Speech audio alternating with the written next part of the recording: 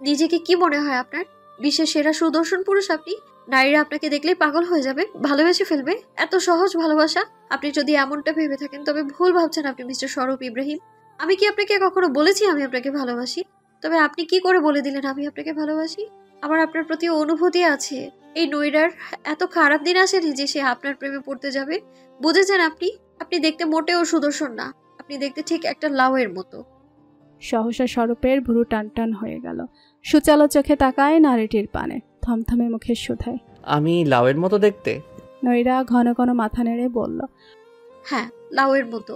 শুধু হাতে পায়ে লম্বা, কিন্তু খেতে একদম পানসে পানসে, হাদাভুদা। যেমনটা আপনি শুধু দেখতেই সুন্দর, কিন্তু ব্যবহার একদম পানসে পানসে। আমি আপনাকে একটুও পছন্দ করি না। আপনি যখন রোজ রোজ ওই রাতে ওই একটা সাদা কালো লুঙ্গি আর কালো টি শার্ট পরে রোজ আসেন, তখন আমার প্রচন্ড বিরক্ত লাগে। আর আমি মোটেই আপনাকে লুকিয়ে লুকিয়ে দেখি না, আপনার বন্ধুদের কার্যকলাপ দেখি। সেদিন শুক্রবার বীরঙ্গনাতেও আমি আসি নিজের জন্য, আপনার জন্য নয়। আমি সবজির বাজারে যেতে ভালোবাসি, কিন্তু আমার অনুমতি নেই এইসব জায়গায় যাওয়ার, তাই। আর আমি দারোয়ান কাকুর থেকে আপনার নাম্বার নিয়েছি, কারণ আমি আপনার সাথে রোজ সবজির বাজারে যাই। যদি হুটহাট কখনো প্রয়োজন পড়ে, তাই। এটা নিয়ে অতিরিক্ত ভাবার কিছুই নেই। আমি আপনাকে একটুও ভালোবাসি না। স্বরূপ জল শক্ত করে নেয়। শেষের কথাগুলো গায়ে না লাগলেও লাউ নামক তুলনা যে তার বেশ গায়ে লেগেছে। শেষে কিনা একটা লাউয়ের সাথে নিজের তুলনা। সে থমথমে মুখে পুনরায় শুধায়, মাত্রই তো বললেন আমি সুন্দর না, আবার এখন বলছেন শুধু দেখতেই সুন্দর। নৈরা থতমতো খেল, তবুও দমে না গিয়ে বলল, ওই তো লাউয়ের মতো একটু সতেজ স্নিগ্ধ দেখতে, এর বেশি কিছুই না। স্বরূপ ভুরু উঁচিয়ে নেয়, আবার সেই লাউ প্রসঙ্গ টানায়, আবার শুধায়, আপনি মোটেও আমায় লুকিয়ে লুকিয়ে দেখেন না? নৈরা সবেগে মাথা নেড়ে নাকচ করে বলল, না। তবে কি করে জানলেন আমি রোজ একটি লুঙ্গি আর একটি টি শার্টই পরি? কোন কালার পরি তাও দেখছি মুখস্থ। নৈরা এখনো প্রশ্নে গোল গোল নয়নে তাকিয়ে রইল। কি জবাব দেবে এখন? ভাবতে ভাবতে তার মুখে হাসি ফুটে উঠল। সে তৎক্ষণাৎ বেশ দৃঢ় কণ্ঠে বলল, শার্প ব্রেইন। আমি অনেক শার্প মাইন্ডেড পার্সন, যা একবার দেখি তা আজীবন মনে থাকে। স্বরূপ মৃদু হেসে মাথা নেড়ে বলল। ও। নৈরা প্রগাঢ় হাসল নিজের উপস্থিতি বুদ্ধিতে, নিজেকে মনে মনে বাহবা দিল। সে কি সুন্দর চাটুকারিকতার সাথে স্বরূপকে বোকা বানালো। সে প্রফুল্ল চিত্তে চঞ্চল কণ্ঠে বলল, আপনার ভুল ধারণা ভেঙেছে না? তবে চলুন সবজি কিনতে যাই। বলেই নৈরা হাঁটতে লাগলো সম্মুখ পথ ধরে। স্বরূপ মেয়েটির গমনের দিকে চেয়ে ফোন পকেটে ঢোকাতে ঢোকাতেই বিড়বিড় করলো, চতুর কাঞ্চনবালা। কি হলো, আসছেন না কেন? ফের নৈরার কণ্ঠে স্বরূপ পা চালায়। মেয়েটির পাশাপাশি হাঁটতে হাঁটতে মেয়ে স্বরে শুধায়, আমায় লাউয়ের মতো দেখায়, অথচ পানসে হাদাভুদা লাউয়ের সাথে বাজার যেতে আপনার কোনো সমস্যা নেই? নৈরা চকচকে দৃষ্টি ফেলে হাসল, প্রগল্ভ কণ্ঠে বলল, লাউ চিংড়ি মাছ দিয়ে রান্না করলে একটু খেতে স্বাদ লাগে। স্বরূপ ভ্রু নাচিয়ে শুধায়, তো এই চিংড়ি মাছ কোথায়? নৈরা প্রফুল্ল হেসে উঠল নিজেকে দেখিয়ে বলল, এই যে আমি চিংড়ি মাছ। লাউ আর চিংড়ি মাছ মিলেমিশে মজাদার খাবার তৈরি হবে। স্বরূপ হেসে ফেলল গা দুলিয়ে, চোখা দৃষ্টিতে তাকিয়ে বলে, লাউ আর চিংড়ি মাছ মিলেমিশে একাকার হবে? নৈরা অলস পায়ে হাঁটতে হাঁটতে কাঁধ ঝাঁকিয়ে জবাব দেয়, হবে, আলবাত হবে। কিভাবে? কণ্ঠে উপহাসের আভাস পেতেই নৈরা চোখ ছোট ছোট করে তাকালো স্বরূপের দিকে। প্রশ্নের মানে বুঝে উঠতে না পেরে শুধায়, কিভাবে মানে? যেভাবে লাউ আর চিংড়ি একে অপরের সাথে মিলেমিশে। বলতে বলতে মেয়েটি থমকালো। সে চকিতে ঘাড় ঘুরিয়ে তাকায় সম্মুখে, দৃষ্টি রেখে চোখা হাসা চতুর লোকটির দিকে। চোখে মুখে উপচে পড়া হাসি, রোধের উজ্জ্বলতা। নৈরার কান দুটো গরম হয়ে উঠল লাজে, হাত পা ঈষৎ কেঁপে উঠল। সে আঁচল আঁকড়ে ধরে ফুটপাত ঘেঁষে চুপটি করে হাঁটতে লাগলো। হাঁটতে হাঁটতেই স্বরূপ তাকায় শাড়ি পরিহিতা নৈরার দিকে। পরপরই নিজের দিকে তাকায় একদম একই রঙের পোশাক দুজনের গায়ে। যে কেউ দেখলে নিজ দায়িত্বে বুঝে নেবে তারা যুগল। সে মিশরে বলল, আপনি এত দূর হেঁটে যেতে পারবেন না নৈরা, ফিরে যান। নৈরা ফিরে তাকায়, প্রবল আত্মবিশ্বাসের সাথে বলল, কে বলেছে পারবো না? 100 বার পারবো। আপনি চিন্তা করবেন না, অভ্যেস আছে আমার। ছোটবেলায় আমি দৌড় প্রতিযোগিতায় অংশগ্রহণ করেছিলাম, খুব ভালো দৌড়াতে পারি আমি। সেখানে হাঁটা তো কোনো ব্যাপারই না। স্বরূপ পকেটে হাত ঢুকিয়ে হাঁটতে হাঁটতে শুধায়, বিজয়ী হয়েছিলেন? পুরস্কার পেয়েছিলেন? সহসা নৈরার মুখটি ছোট হয়ে গেল, বলল, সবাই আমায় ধাক্কা দিয়ে সামনে দৌড় দিত, আমি পেরে উঠতাম না তাদের সাথে। স্বরূপ হাসল সহজ সরল স্বীকারোক্তিতে, বলল, শাড়ি পরে হাঁটা দুষ্কর। আমি পারবো। নৈরার দৃঢ় কণ্ঠে স্বরূপ ঘাড় কাত করে তাকায়। চোখে তার মায়া। ঠিক আরও একবার মেয়েটির অযাচিত অধিকারগুলোকে অগ্রাধিকার দিল স্বরূপ। মিহিস্বরে বলল, জোরে হাঁটার কারণে পেছন থেকে শাড়ি উঠে গিয়েছে, পেটিকোট দেখা যাচ্ছে। নৈরা ঘাড় ঘুরিয়ে নিজের পেছনে তাকায়। ঠিক করার জন্য নত হতে গেল, বাধাপ্রাপ্ত হলো। স্বরূপ হাঁটু গেড়ে বসে শাড়িটা টেনে টুনে পেটিকোট ঢেকে দেওয়ার ক্ষুদ্র প্রয়াস করলো। নৈরার মুখে ফাঁসি ফুটে উঠল। হেজারটাই যে বোকা মেয়েটি নিজের চতুরতায় জিতে গিয়েছে, আর হারানোর ভয় নেই। তারা পুনরায় চলতে শুরু করলো। দুজনে দৃষ্টি মিলিয়ে গেল দিগন্তে। হাঁটতে হাঁটতে বেলা গড়ায়। প্রায় 20 মিনিট হাঁটার পরে সন্ধ্যা বাজারের দেখা মিলল রাস্তার ওপারে। এতক্ষণ ফুটপাত ঘেঁষে হাঁটলেও রাস্তা পার হয় অনভ্যস্ত নৈরা। স্বরূপ তো এক মনে হাঁটছে। হাঁটতে হাঁটতেই নিজের পাশশূন্য মনে হলো। সে মাঝ রাস্তায় দাঁড়িয়ে ঘাড় ঘুরিয়ে তাকায়। অদূরে রাস্তার ওপারে নৈরা আঁচল আঁকড়ে দাঁড়িয়ে আছে। সে এগিয়ে যায় সুধায়। চাইতে পারছেন না? এসে গিয়েছি তো। নৈরা মিনমিন করে বলল। আমি একা একা রাস্তা পার হতে পারি না।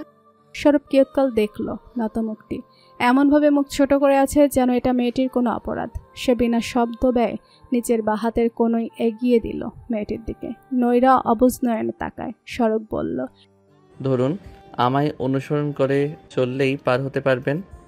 নৈরা হাসি মুখে খপ করে অভ্যাস অনুযায়ী 2 আঙুলের শার্টটি আঁকড়ে ধরতে স্বরূপ আর্তনাদ করে উঠল। আহ! পরপরই চকমক কুচকে বলে, মেয়ে শার্টের আস্তিন ধরতে বলেছি, চিমটি কাটতে বলিনি। ওহ, দুঃখিত দুঃখিত। নৈরা হাড় ভরিয়ে বলল। তারপর ঠিক করে শার্টের আস্তিনের এক কোণা আঁকড়ে ধরল। হতপার নির্ভয়ে রাস্তা পার হয়ে মেয়েটি সন্ধ্যা বাজারে ঢুকল। তবে আজ আর কোনো সবজি কেনার আবদার জুড়ল না। নৈরা স্বরূপ যা যা কিনছে তাই চুপটি করে দেখছে মেয়েটি। কিনতে কিনতে লম্বা দেখতে একটা লাউ হাতে নিয়ে স্বরূপ কপাল কুচকে শানিত দৃষ্টিতে তাকালো লাউটির দিকে। মা পই পই করে কচি লাউ নিতে বলেছে। তার মুখ বিকৃত হয়ে গেল। কিয়ৎকাল লাউটির বেশভূষা দেখতে সে অস্ফুট স্বরে বলে উঠল, ডিসগাস্টিং। বলেই লাউ আবার ঝুড়িতে রেখে দিল।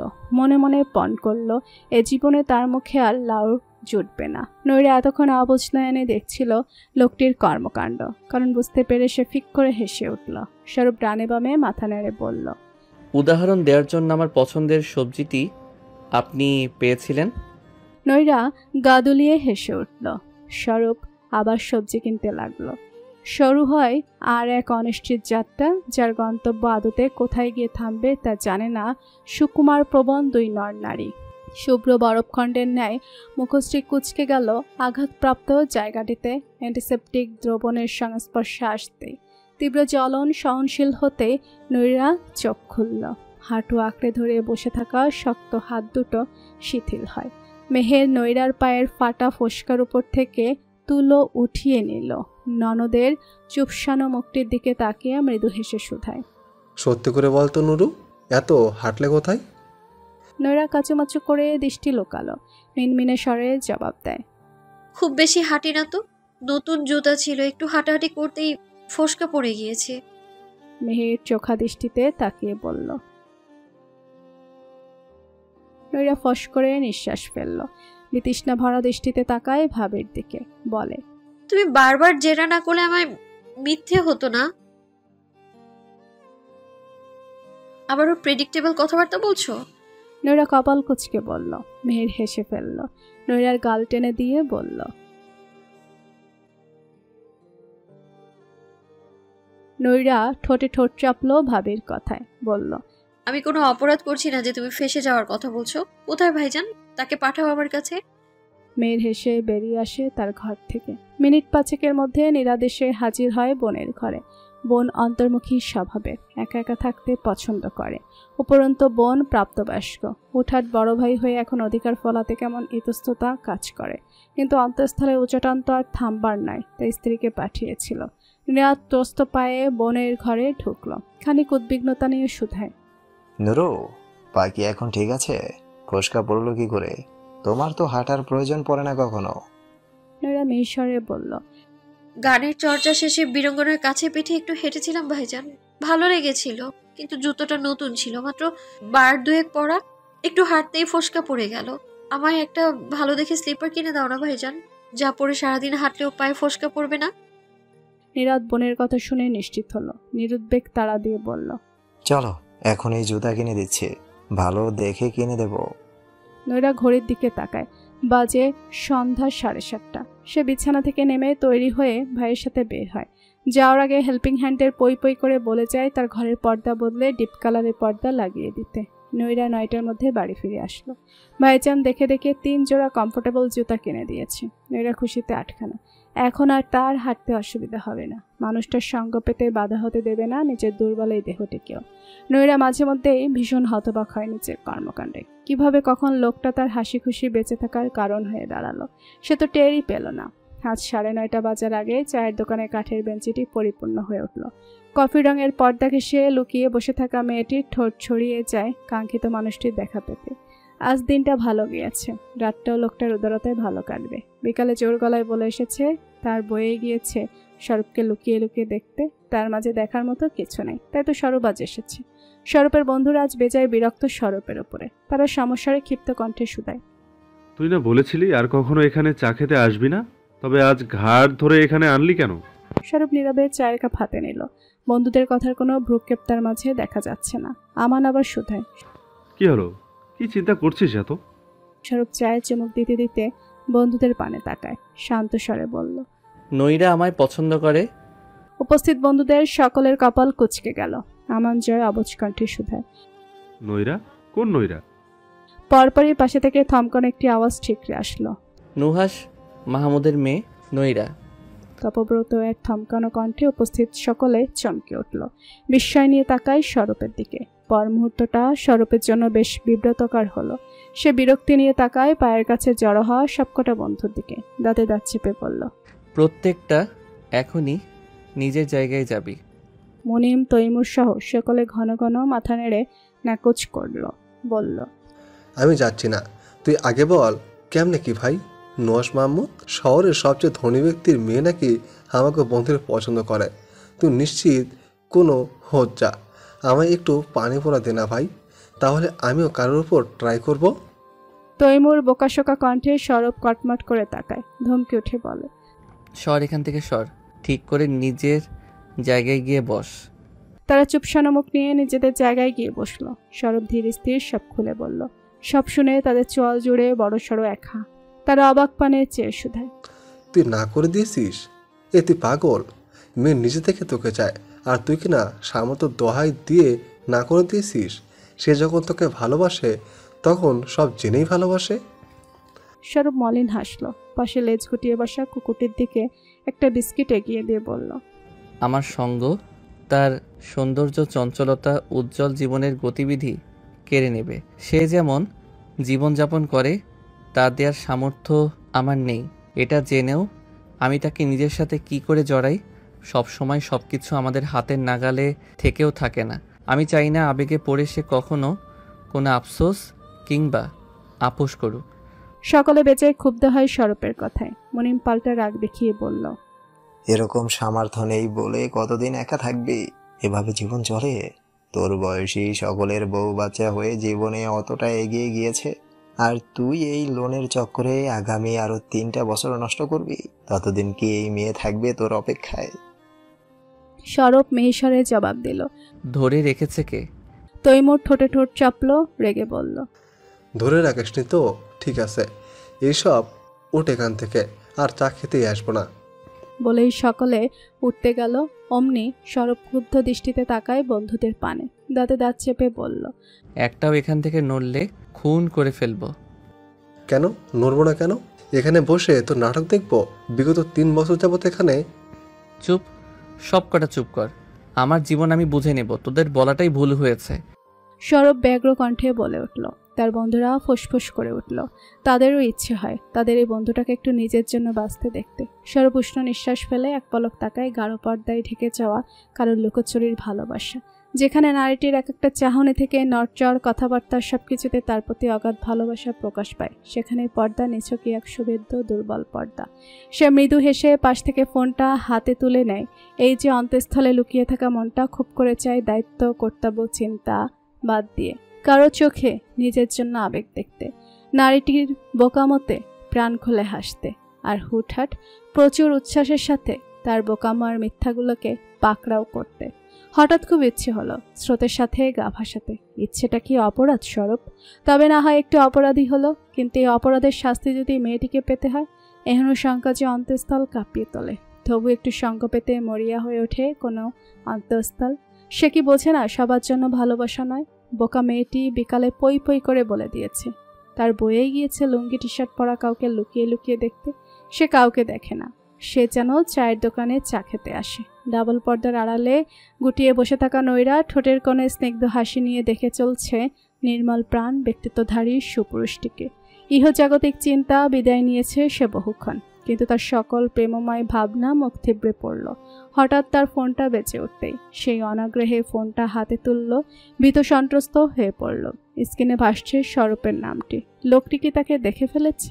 এখন নিশ্চয়ই আর আসবে না চায়ের দোকানে। সে তৎক্ষণাৎ ফোনটা রিসিভ করে কানে তুলল। হড়পড়িয়ে প্রবল দৃঢ় কণ্ঠে এক বোকাশোকা মিথ্যে কথা বলে উঠল। দেখুন, আপনি যা ভাবছেন ভুল ভাবছেন। আমি মোটেই আপনাকে দেখছি না। আপনার মাঝে দেখার মতো কিছুই নেই। আর আমি তো জানিই না আপনি চায়ের দোকানে এসেছেন কিনা। কানে ফোন ঠেকিয়ে থাকা উদাসীন চোখ মুখ ঠিকরে বেরোচ্ছে চাপা হাসির উজ্জ্বলতা। কারোর বোকামো এত মোহনীয় কেন? স্বরূপ নিজের হাসি আটকে মিটিমিটি হেসে শান্ত কণ্ঠে বলল, আমি তো আপনাকে এমন কিছু জিজ্ঞেস করিনি নৈরা। আমি তো জানি আমার মাঝে দেখার মতো কিছুই নেই। নৈরার সকল ভয় উৎকণ্ঠা ফিকে পড়ল। সে কি আবার বোকা বনে গেল? লোকটা তার সাথে আবার চতুরতা করলো কি? সে পর্দার আড়ালে একবার দেখে নেয় মাথা নুয়ে কানে ফোন ঠেকিয়ে কথা বলা লোকটিকে। থমথমে মুখে শোধায়, তুমি কিসের জন্য ফোন দিয়েছেন? রাতের খাবার খেয়েছেন? আপনি এটা জিজ্ঞেস করার জন্য ফোন দিয়েছেন? জি। আপনি হয়তো অন্য কিছু ভেবে ভয় পেয়ে গিয়েছিলেন। স্বরূপ মিটিমিটি হেসে শোধায়। নৈরা হড়বড়িয়ে বলল, না না, ভয় কেন পাবো? আপনি বাঘ না ভাল্লুক? আমি এক সাধারণ মানুষ নৈরা। এরপর আমার কাছে অযথা এক বুড়ি মিথ্যা আর বোকামো নিয়ে হাজির হতে হবে কেন? স্বরূপ নিমিষরে বলল। অপর প্রান্ত থেকে ভেসে আসা ভীত এক কণ্ঠ। মেয়েটি উদাসীন কণ্ঠে বলে ওঠে, সত্যি বলে যদি দূরে সরে যান? আমাদের ভবিতব্যে কখনো নৈকট্য তো ছিলই না নৈরা। নৈরার দৃষ্টি ছলছলে, থমথমে মুখে বলে, আপনি সবসময় এত কঠিন কথা বলবেন না স্বরূপ। আমি বুঝি না এত কঠিন কথা। আপনি বুঝতে চান না নৈরা? হ্যাঁ, আমি বুঝতে চাই, তবু কেন বলেন? যেন দিন শেষে আপনাকে কম কষ্ট পেতে হয়। আপনাকে আমায় নিয়ে চিন্তা করতে হবে না। মেয়েটির কঠোর গলায় অপর প্রান্ত থেকে নীরবতা ভেসে আসলো। কেউ আর কোনো কথা বলল না। ধীর স্থির নৈরার বোকামাগুলো আশকারা পেল। নৈরার বোকামাগুলোকে যত্ন আর সম্মানের সাথে উপভোগ করা স্বরূপের অভ্যাসে পরিণত হতে লাগলো। আর দিন শেষে যার কাছে নিজের সব বোকামাগুলো বিরক্তির জায়গায় সম্মান আর যত্ন পায়, তার জন্য মরিয়া হয়ে উঠতে লাগলো নৈরা। সরি বা দুঃখিত শব্দটা সবার কাছে সমান মহত্বপূর্ণ হয় না। বেশিরভাগই নিতান্তই ঠুনকো এক শব্দ বলেই উড়িয়ে দেয়। নোমানও নিজের সাথে বহু বোঝাপড়া করলো নিজের মনকে এটা মানাতে, যে sorry not a big deal. একটা সরি না পেলে কি এমন হবে? কিন্তু তবুও দিন শেষে সে হেরে যায় অন্তঃস্থলে সুপ্ত অনুশোচনের টানাপোড়েনে। দিন শেষে সে যখন চোখ বন্ধ করে, তখন ভেসে ওঠে অশ্রুসিক্ত দুটি চোখ। অলস মস্তিষ্কে বিদঘুটে অনুভূতি সৃষ্টি করে। কর্ণকুহারে বাঁচতে থাকে একটি মাত্র কথা, আমি চরিত্রহীন নয়। নোমান তখন ফোঁস করে নিঃশ্বাস ফেলে। তার জন্য দুঃখিত বলা এবং দুঃখিত গ্রহণ করানো যে ফরজে আইন হয়ে গিয়েছে, কেননা সে করেছেই এমন জায়গাটিতে আঘাত। অতঃপর নিজের সাথে বহু বোঝাপড়ায় হেরে গিয়ে নোমান দুঃখিত বলা এবং সেটি গ্রহণ করানোর সিদ্ধান্তে অটল রইল। যতই মুশকিল হোক না কেন, কারোর একরত্তির সম্বলে আঘাত হানা তার কদাপি ঠিক হয়নি। সপ্তাহখানেক পরের ঘটনা। চাচা ভাতিজি দিনভর উপায় খুঁজতে খুঁজতে এক বক্সিম হাসে বসেছিল বারান্দায়। ভদ্রমহিলা তাদের কোনো ফোনই রিসিভ করে না। নিরুপান্তর তারা অন্য উপায় খোঁজার চেষ্টায় পরদিন বিকালে সাউথ সেন্টার রোডে হাজির হলো। বুব্বর জ্বর কমেছে, তার দুরন্তপনা আবার শুরু হয়েছে।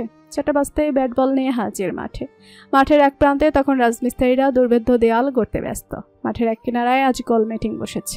গোল মিটিংয়ের মুখ্য ব্যক্তি হলো বিভোর, তবে তার মুখখানি ঢাকা পড়েছে গাম্ভীর্যের আড়ালে। নিশু, নোমান, শাফাক, রেদন পিটপিট করে তাকিয়ে বোঝার চেষ্টা করছে বাচ্চাটির প্রতিক্রিয়া। সব শুনে বুব্ব নীরবতা ভেঙে গম্ভীর গলায় বলে উঠল, তুমি আমার মাম্মামকে কষ্ট দিয়েছো কেন?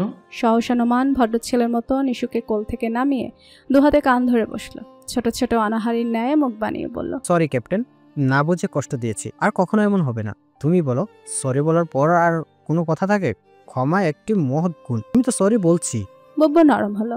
গম্ভীর গলায় বলল। আচ্ছা ঠিক আছে, আমি তোমার সরি গ্রহণ করছি, কিন্তু তোমার মাম্মামের কাছেও সরি বলতে হবে। এ অসম্ভব। তোমার তেতোমুখে মা হাসতেই জানে না, জানে শুধু কাঁদতে আর রাগ দেখাতে। নোমান ফট করে বলে ফেলল। নিশু চোখ বড় বড় করে তাকায় চাচার দিকে। রেদন আর শাফাকও ডানে বামে মাথা নাড়ল। নোমান তৎক্ষণাৎ জিভে কামড় দিয়ে একগাল হেসে বলল, না মানে বলছিলাম যে তোমার মাম্মা তো খুব রাগী, তাই তার মুখে হাসি ফোটানো তো কষ্টসাধ্য। বুব্ব সরু চোখে তাকিয়ে বলল, না, মাম্মাম রাগী নয়, মাম্মাম সুইট। তাকে কাছে গুড বয় হয়ে থাকলেই সে আমাকে ভালোবাসবে। তুমিও যদি গুড বয় থাকো তবে তোমায়ও ভালোবাসবে। পরিপ্রেক্ষিতে নোমান আলাভোলা হাসল, বলল, আমার ভালোবাসা চাই না তো, ক্ষমা দিলেই হবে। বিভোর আবার মাথা নেড়ে বলল, হ্যাঁ, গুড বয় হয়ে থাকলেই মাম্মাম তোমায় ক্ষমা করে দেবে। নোমান তৎক্ষণাৎ ঘাড় নেড়ে সায় জানায়, বলল, আমি তো গুড বই। নিশু ততক্ষণে চঞ্চল কণ্ঠে শুধায়, এই যে ছোট ক্রিকেটার, এখন তুমি একটু বলো তো, তোমার মাম্মা কি করলে আমার ছোট পাপার সরি অ্যাকসেপ্ট করে নেবে?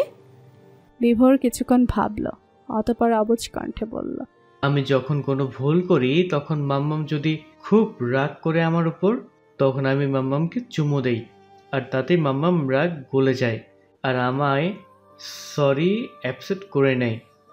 সহসা হাঁটু ভাঁজ করা বসা নোমান বড় বড় নেত্রে খুব করে কেসে উঠল। নিশুর বুদ্ধি যেন এতক্ষণে খুলল। সে চকিতে চাচার দিকে তাকিয়ে বলল, আমি তো ভুলেই গিয়েছিলাম এটার কথা। ছোট ক্রিকেটার ঠিক বলেছে, ছোট পাপা আদর করে দিলে সবার রাগ গলে যায়। তুমিও গিয়ে আন্টিকে চুমু দেবে, তাহলেই দেখবে। নিশুর কথা সম্পূর্ণ হওয়ার আগে নোমান লাফিয়ে পড়ে তার মুখ চেপে ধরল। চিবিয়ে চিবিয়ে বলে, নিশু বেশম চুপ চুপ, একটা মাত্র চাচার 40 না খেতে চাইলে মুখ বন্ধ করো। রেদন আর শাফাক হেসে গড়াগড়ি খাচ্ছে। নিশু বিরক্ত হয়ে চাচার হাত সরিয়ে ফেলল। একরাশ হতাশা নিয়ে তারা আবার খেলতে শুরু করলো। খেলতে খেলতেও বহু আলোচনা করলো তারা, কিন্তু কোনো উপায় খুঁজে পাচ্ছে না তারা। নোমান তখন ব্যাটিং করছে আর শাফাক বল। নোমান মেজাজ দেখিয়ে বলল, আরে লাগবেই না আমার কোনো সরি বলা। গোটা পৃথিবীতে একজন আমায় খারাপ বললি তো আর আমি খারাপ হয়ে গেলাম না। কথাটি নিশু, বুব্ব, শাফাক, রেদন একজনেরও পছন্দ হলো না। তারা তীব্র প্রতিবাদ জানিয়ে চেঁচিয়ে উঠল, না, তুমি কাউকে বিনা দোষে কষ্ট দিতে পারো না। শাফাক রেদনও বলে উঠল, না জেনে কাউকে চরিত্রহীন বলাটা একদমই ঠিক নয় নোমান। চরম বিক্ষিপ্ত মেজাজে বলতে বলতে নিজের সর্বোচ্চ শক্তি গিয়ে পড়ল ওই একরত্তি বলের ওপর। বাচ্চারা ছক্কা বলে চেঁচিয়ে উঠল। নোমান মেজাজ খারাপ করে ব্যাটটা ছুঁড়ে মারতে কাঁচ ভাঙার আওয়াজে সে চমকে উঠল বুব্ব। সে থমকানো কণ্ঠে চেঁচিয়ে উঠে বলল, আরে আমার ঘর। নোমান চমকে বুব্বর দিকে তাকায়। ঘর? আবার কি করলো সে? সে চকিতে তাকায়, বুব্ব দৃষ্টি অনুসরণ করে। মাঠ সংলগ্ন 6তলা দালানটির 3তলা একটি জানালার কাছ ভেঙে বলটি ঢুকে গিয়েছে। শাফাক, রিদন, নোমান শুকনো ঢোক গিলে সমস্যারে শুধায়, ক্যাপ্টেন, ওটা তোমার ঘর? বিভোর বিবর্ণ মুখে চেয়ে মাথা নেড়ে সায় জানায়, বলে, তুমি এটা কি করলে? আমার মামুর ঘরের জানালা ভেঙে দিলে? তুমি জানো ওই বাড়িটা আমার মাম্মামের জন্য কত কাছে? নোমানের চেহারা কাদো কাদো হয়ে গেল। সে মেকি কান্না জুড়ে নিশুর দিকে তাকায়, ক্যানক্যানে সুরে বলে ওঠে, নিশু বিশুরে, আমার শরীর মায়ের বাপ হয়ে গিয়েছে। নিশু ডানে বামে মাথা নেড়ে দাঁড়িয়ে দাঁড়িয়ে কপাল চাপড়াচ্ছে। ততক্ষণে ভাঙা জানালা ভেদ করে বিবর্ণ রণমূর্তির ন্যায় একটি মুখ ভেসে উঠল। নোমান তৎক্ষণাৎ কাদো কাদো চেহারায় দুহাতে কান ধরে দাঁড়িয়ে যায়। জীবনের এই পর্যায়ে এসে মা ভাইয়ের সংসারের সকল সমস্যা, দরিদ্রতার মূল সাধনা নিজেকে ভাবে। ভাইয়ের কষ্টের উপার্জনের একটা কিছু কখনো বিফলে যেতে দেয় না সে। ছোট ছোট জিনিসগুলো সে যত্ন করে রাখে। তন্মধ্যে এই বাড়িটার সবচেয়ে মূল্যবান তার কাছে। এই বাড়িটার জন্যই তো তার ভাইটা দিনরাত এত পরিশ্রম করছে। সে ছলছল নয়নে ভাঙা কাজটির দিকে তাকায়। পরপরই চল শক্ত করে তাকায় মাঠের দিকে। বাচ্চারা ইতিমধ্যেই ছুটে পালিয়েছে। মাঠে তখন শুধু নোমান, শাফাক, রেদন, বিভোর আর নিশু দাঁড়িয়ে। নিশু জড়সড় হয়ে অবস্থায় চাচার পা জড়িয়ে দাঁড়িয়ে আছে। সাধনা মিনিটের মাঝে নিচে নেমে আসে।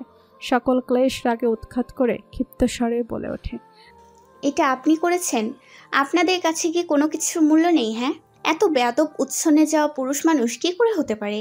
মানুষের মন হোক কিংবা কারোর কষ্টের উপার্জন হোক, তাতে আঘাত হানতে বিন্দুমাত্র দ্বিধা কাজ করে না আপনার, তাই না? আপনাকে দেখতে বিত্তশালী পরিবারের মনে হয়, তাই বলে কি এভাবে বেপরোয়া চলাফেরা করবেন? মানুষের মন নয়, অন্তত তাদের কষ্টের অর্জনের তো একটু গুরুত্ব দিতে শিখুন। ওই যে জানালাটুকু ভাঙলেন না, ওটা শুধু আমাদের ঘর নয়, আমাদের পুরো পৃথিবী। এটা ব্যতীত আমাদের আর ঠাঁই জোগাড় জায়গা নেই। তাকে দেখতেই নোমান ভেজা বিড়ালের ন্যায় কান ধরে চুপটি করে দাঁড়িয়ে। সাধনা থামতে এসে বোকাশোকা হেসে বলল, হয়েছে ম্যাডাম, এখন আমি একটু বলি। আপনি যত খারাপ আমায় ভাবেন, আমি অত খারাপ নই। শুধু পরিস্থিতি আমায় খারাপ বানাচ্ছে। আমি একদমই ইচ্ছে করে করিনি ওটা। জোরে ব্যাটিং করতে গিয়ে এমনটা হয়েছে। আমি দুঃখিত। আমি আপনার কাজ এক্ষুনি ঠিক করে দিচ্ছি। সাধনা চল শক্ত করে শুনল নোমানের কথা, অতঃপর চিবিয়ে চিবিয়ে বলল, সন্ধ্যার আগেই আমার ঘরের কাজ ঠিক করে দিবেন। নোমান যেন হাঁপ ছেড়ে বাঁচল, বলল, সন্ধ্যা নয়, আমি 15 মিনিটের মাঝে আপনার কাজ ঠিক করে দিচ্ছি। ধন্যবাদ ম্যাডাম, আপনি নিশ্চয়ই আমায় ক্ষমা করে দিয়েছেন। কান থেকে হাত নামাই। ক্ষমা আদৌ আপনার জন্য কোনো গুরুত্ব বহন করে? আমার মতো থার্ড ক্লাস মহিলা আপনার মতো উচ্চ বংশের লোককে ক্ষমা করার অধিকার রাখে নাকি? দয়া করে এইসব নাটক করবেন না আমার সামনে। বুব্বু, ঘরে এসো, আর কখনো যেন তোমায় এখানে খেলতে না দেখি। সাধনা কঠোর গলায় বলল কথাগুলো, অতঃপর বুব্বুর হাত ধরে গটগট করে চলে যায়। নোমান ফোঁস করে নিঃশ্বাস ফেলে কাউকে ফোন লাগায়। রিসিভ হতেই সে বিগড়ে যাওয়া মেজাজে বলে ওঠে, মুস্তাকিম চাচা, আবার আত্মার মাগফিরাতের কামনা না করলে 10 মিনিটের মধ্যে সাউথ সেন্টার রোডে হাজির হোক তোমার যন্ত্রপাতি নিয়ে। বাগ্নের এমন কথায় লোকটা 10 মিনিটের মাথাতেই হাজির সাউথ সেন্টার রোডে। নির্দিষ্ট জানালিতে কাজ লাগানো শেষ হতে দরজায় দাঁড়ানো নোমান উকি ঝুঁকি দিয়ে সাধনাকে খুঁজল। মোস্তাকিম চাচা বেরিয়ে আসে সাধনাদের ঘর থেকে। তার পিছু পিছু সাধনা আসতে নোমান বিগলিত হেসে বলে, শুধু শুধুই হাইপার হয়ে যান ম্যাডাম। দেখছেন, 30 মিনিটের মাঝে আপনার জানালা ঠিক হয়ে গিয়েছে। সাধনা নিরুত্তর দরজা আঁকড়ে ধরে দাঁড়িয়ে থমথমে মুখে বলে, আপনার প্রয়োজন শেষ, এখন সরুন, দরজাটা আটকাবো। নোমান মুখ বিকৃত করে তাকায় ভাতিজির দিকে। কি ঝাঁজ মহিলার কণ্ঠে, তার যেন বয়ে গিয়েছে এখানে দাঁড়িয়ে থাকতে। নেহাতি আজ সে পরিস্থিতির শিকার। সে নিজের রাগ লুকিয়ে কিছু বলতে যাবে, তার আগেই সুনিতা অসন্তোষ প্রকাশ করে বলে ওঠে, এ কেমন আচরণ সাধনা? ছেলেটা ইচ্ছে করে তো আর করেনি, তবুও নিচ থেকে জানালা ঠিক করে দিয়েছে না, তুই এমন ব্যবহার করছিস কেন? পরপরই নোমানের উদ্দেশ্যে বলল, বাবা, তুমি ভেতরে এসে বসো, এক গ্লাস শরবত খাও। নোমান একগাল হাসল, বলল, বাহ আন্টি, আপনি কি সুইট। আপনার সুইটনেসের একানা একটু আপনার মেয়ের মধ্যে থাকলেও আজ আমার তৃষ্ণায় কাতর হয়ে পড়তো না। শরবত দেওয়া লাগবে না আন্টি, এক গ্লাস পানি দিলেই হবে। আহারে এই সাধনা, ছেলেটাকে এক গ্লাস পানি দে। দিন দিন তুই বুদ্ধিহীন হয়ে পড়েছিস দেখছি। সাধনা দাঁতে দাঁত চেপে কড়া চোখে তাকালো নোমানের দিকে। ধূপধাপ পা ফেলে ডাইনিং টেবিলে গিয়ে এক গ্লাস পানি নিয়ে আসে। সেটি নোমানের হাতে ধরিয়ে দিয়ে বলল, এটা পান করে বিদায় হন। নোমান পানিটা নিল, তবে এটা নিতান্তই অপ্রয়োজনীয়। তার তৃষ্ণা পায়নি। সে আবার অনুশোচনা নিয়ে বলল, সেদিনকার জন্য দুঃখিত, আমি ইচ্ছে করে বলিনি, রাগের মাথায় বলে ফেলেছি। সাধনা সেদিকে বিন্দুমাত্র ভ্রুক্ষেপ না দেখিয়ে শুধায়, আপনার তৃষ্ণা পায়নি? নোমান ডানে বামে মাথা নাড়ল। সাধনা থমথমে মুখে তার থেকে গ্লাসটা ছিনিয়ে নিয়ে মুখের উপর দরজা বন্ধ করে দিল। নোমান রাগে গজগজ করতে করতে নিচে নেমে আসলো। দরজা আটকাতেই বুব্বুর ছোট মুখটি ভেসে উঠল। সে মিনমিনে স্বরে বলল, বন্ধু খুব ভালো, তাকে তাড়িয়ে দিলে কেন? সে সত্যিই তোমার কাছে সরি বলতে এসেছিল। সাধনা গম্ভীর গলায় শুধায়, তুমি ওনাকে চেনো কিভাবে? সে আমার বন্ধু হয়। এরপর থেকে তোমায় যেন আর তার সাথে না দেখি। বিপদ চুপটি করে শুনল, অতঃপর বলল, বন্ধু খারাপ নয়, সে খুব ভালো। আর তুমিও তো বলো সরি বললে ক্ষমা করে দেওয়া উচিত, তবে তাকে ক্ষমা করে দিচ্ছ না কেন? কারণ তার কাছে এই ক্ষমার কোনো মূল্যই নেই। এটাও তার জন্য একটা ছেলে খেলা। বলেই সাধনা ঘরে চলে যায়। দিনগুলো সেভাবেই অতিবাহিত হয়। তবে সাধনার মনে নোমানের প্রতি জন্মালো বিতৃষ্ণা, বিরূপ মনোভাব। নোমানের প্রচেষ্টারা ধীরস্থির কাটাতে সক্ষম হয়। গতকালকের বিব্রতকর এক ঘটনা সাধনাকে মানতে বাধ্য করায় যে কারোর মধ্যে সত্যি অনুশোচনা তীব্রতার। একগুচ্ছ সারা গোলাপের মাঝে ছোট্ট একটা চিরকুট, যেখানে গোটা গোটা অক্ষরে লেখা, এই ফুলগুলোর শুভ্র স্নিগ্ধতার ন্যায় আপনার পবিত্রতায় প্রশ্ন তোলার জন্য প্রতিনিয়ত অনুশোচনা গ্রাস করে চলেছে। যেই ক্ষমা আপনার কাছে ছেলে খেলা, সেটা আমার এই মুহূর্তে আমার সকল চাওয়ার ঊর্ধ্বে গিয়ে একমাত্র চাওয়া হয়ে দাঁড়িয়েছে। দুঃখিত। শব্দ করে চিরকুটটি পড়ে নিজে খানিক বিব্রত হলো সরব। কোনা চোখে বড় বোনের দিকে তাকালে আরেকটি বিব্রতকর চেহারা ভেসে উঠল অক্ষিপটে। বিব্রতকর পরিস্থিতি এড়াতেই সে নিরুদ্বেগ ফুলের তোড়াটি বোনের হাতে দিয়ে দিল। মেয়েস্বরে বলল, তোর মনে হয়? সাধনা অপ্রস্তুত আমতা আমতা করে বলল, আমার মানে তুই যেমনটা ভাবছিস। আমি কিছুই ভাবছি না আপা, এটা একটা সরি নোট ছিল। বলেই সরব নিজের ঘরে চলে যায়। সাধনা মাথা হেট করে দাঁড়িয়ে রইল ফুলের তোড়াটি হাতে। সে ভাবতে পারেনি ওই অভদ্র লোকের জন্য একটা ক্ষমা এতটা গুরুত্বপূর্ণ কিছু হবে। এমনটা করবে বুঝলেই আগেই ক্ষমা করে দিয়ে ঝামেলা চুকিয়ে দিত। সে দ্রুত পায়ে নিজের ঘরে গেল। তোড়াটা রেখে ফোন হাতে বারান্দায় যেতে ল্যাম্পপোস্টের আবছা আলোয় কারো সুগঠিত অবয়ব দেখতে পেল। সাধনা কপাল কুঁচকে নেয় নোমানকে দেখে। হাতের ফোনটি বেজে উঠতে বিলম্বহীন কোণে ঠেকায়, তিরিক্ষি মেজাজে শুধায়, আপনি এটা কি করলেন? কি করেছি? ক্ষমা চেয়েছি। আপনার কাছে ক্ষমা চাওয়া এতটাই গুরুত্বপূর্ণ যে আপনি এভাবে নাওয়া খাওয়া ছেড়ে আমার পেছনে পড়েছেন, নাকি অন্য কোনো মতলব? আজ এভাবে ফুল পাঠিয়ে ক্ষমা চাওয়ার মানে কি? আপনি জানেন আপনার কারণে আমার পরিবারের কাছে আমায় কিভাবে বিব্রতকর পরিস্থিতিতে পড়তে হয়েছে? নোমান আলাভোলা দৃষ্টি ফেলল বারান্দার দরজার ওপাশ থেকে বের হয়ে থাকা ছোট্ট মাথাটির দিকে। বিতৃষ্ণা ভরা দৃষ্টিতে তাকায়। এই ফুল পাঠানোর বুদ্ধি তার নয়, বিভোরের। তার মায়ের নাকি ফুল খুব পছন্দ, ফুল দিলেই তার রাগ গলে যাবে। নিশুপিশু সহ হৃদন সাফক ও সায় জানায় এই বুদ্ধিতে। তাই তো এই অকাজ করলো, এখন কি হবে? নোমান কথা টালার চেষ্টা করলো, বলল, আপনার কেন মনে হলো সরি আমার জন্য ছেড়ে খেলা? আপনার থেকে ক্ষমা পাওয়া আমার কাছে অনেক গুরুত্বপূর্ণ বিষয়, কারণ আমার দ্বারা কেউ কখনো কষ্ট পায়নি আপনি ব্যতীত। অন্য কিছু ভেবে ভুল করবেন না। আমার মতিভ্রষ্ট হয়েছে নাকি যে পরচর বেয়াদব? আমি নিজের জীবনে যেচে শিক্ষিকা আনতে চাইবো যে কিনা পদে পদে শুধু আদব কায়দা শেখায়? আমি এতটাও বোকা নয়। আমি শুনেছি মেয়েরা ফুল পাঠালে সব ভুলে যায়, এর জন্যই এই ফুল পাঠালাম। আগে মেয়ে আর মহিলার মধ্যে পার্থক্য শিখুন। আমি কোনো নিব্বি নয় যে ফুল দেখে গলে যাব। নোমান দীর্ঘশ্বাস ফেলে অনুনয় করে বলল, আচ্ছা ম্যাডাম, আমার ভুল হয়েছে, আর কখনো ফুল পাঠাবো না। আমি আজও পাঠাতাম না যদি আপনি ক্ষমা করে দিতেন। দিন না ক্ষমা করে। ছোটরা ভুল করবে আর বড়রা ক্ষমা করবে, এটাই তো নিয়ম, বলুন। সাধনা থমথমে মুখে তাকিয়ে রইল। কিয়ৎকাল বাদ বলল, ক্ষমা করে দিয়েছি। এরপর থেকে যেন আপনাকে আর আমায় বিরক্ত করতে না দেখি। নোমান যেন আকাশের চাঁদ হাতে পেয়ে গেল।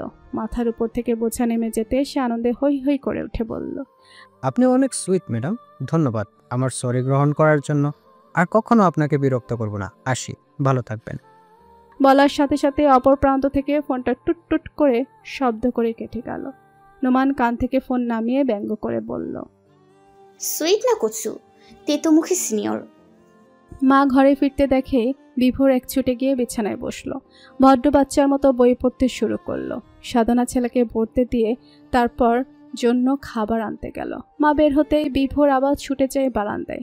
একগাল হেসে নোমানের দিকে তাকায়। অতপর দুজনে উড়ান্ত হাই ফাইভ দিল। তেতো মুখের থেকে সরি অ্যাকসেপ্ট করানোর উল্লাসে। প্রকৃতি যেন বরাবরই প্রেমের বাহক।